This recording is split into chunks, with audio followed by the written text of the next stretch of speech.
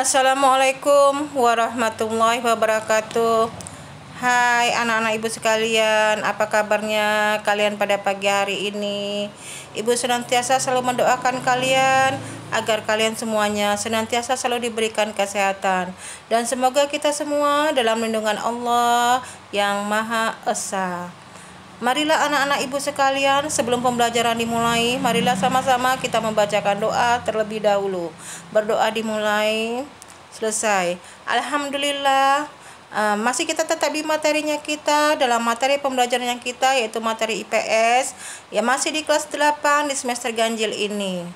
Baik anak-anak ibu sekalian, seperti halnya kamu ketahui, kita masih masuk di materi di bab kedua, yaitu tentang masalah pengaruh interaksi sosial terhadap kehidupan sosial dan kebangsaan.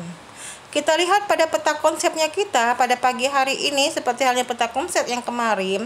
Di sini pengaruh interaksi sosial itu berupa mobilitas sosial, kemudian pluralitas dan konflik, dan juga integrasi.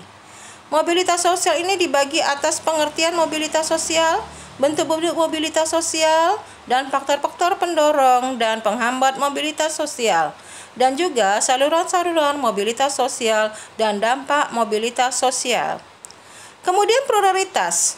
Pluralitas di sini adanya perbedaan agama, perbedaan budaya, perbedaan suku bangsa, kualitas penduduk, dan pergerakan nasional.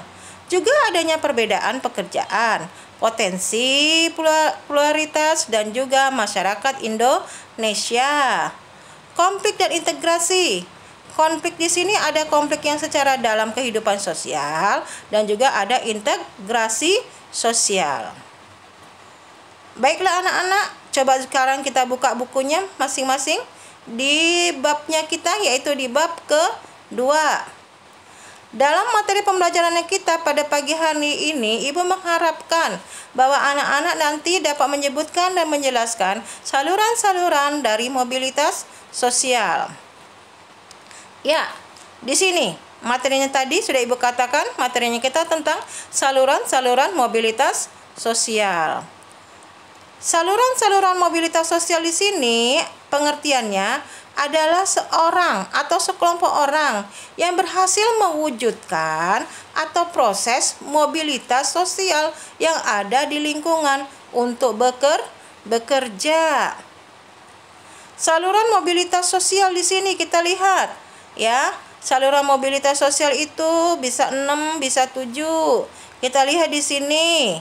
Di sini adanya, misalnya katakanlah adanya lembaga pendidikan, kemudian organisasi politik, organisasi ekonomi, organisasi profesi atau juga organisasi keahlian, saluran pernikahan, dan angkatan bersenjata.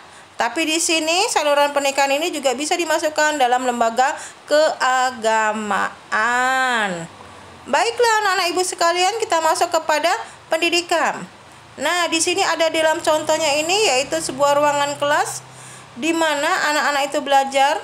Disinilah dibentuk, yaitu proses pembelajaran yang kita sebut juga dengan namanya pendidikan. Lembaga pendidikan ini pada umumnya merupakan saluran yang konkret dari mobilitas vertikal yang ada di atas. Bahkan kalau dianggap sebagai salah satu perangkat yang dapat mengangkat seseorang dari status yang rendah ke status yang lebih tinggi. Jadi perlu anak-anak ketahui bahwa yang namanya pendidikan itu pada dasarnya dapat mengangkat status seseorang yang dari tadinya dia bodoh menjadi pintar, yang dari tadinya dia tidak memiliki menjadi memiliki, yaitu memiliki apa? Berupa ilmu yang nantinya akan dibawanya kepada masa depannya yang lebih baik lagi. Oke anak-anak, yang kedua adalah organisasi politik. Organisasi politik di sini sebagian besarnya di sini meniti karirnya di organisasi politik dari tingkat yang paling rendah sehingga mendapatkan tingkat yang lebih tinggi lagi. Yaitu apa contohnya? Contohnya Ibu ambil di sini seorang Presiden Republik Indonesia yang pertama, Insinyur Soekarno. Itu dia mengawali karirnya dengan cara mendirikan Partai Nasional Indonesia. Pada awalnya Insinyur Soekarno itu tidak memiliki jabatan apa-apa dalam pemerintahan, tetapi karena perjuangannya dia berhasil membawa nama Indonesia dan dia berhasil menjadi Presiden Indonesia yang pertama.